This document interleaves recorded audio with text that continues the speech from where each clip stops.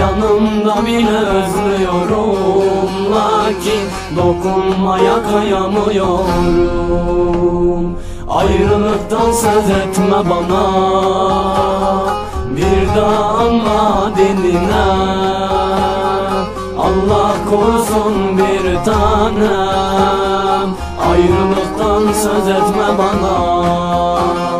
Allah korusun bir tanem, ayrılıktan söz etme bana. Yarim bir derdin var senin, gözlerin kaçıyor benden. Anlat bana kurban olduğum, İçim daralıyor benim. Bir yuvamız olacak daha, bir oğlumuz olacak daha. Adını ben koyarım demiştim, ayrılıktan söz etme bana.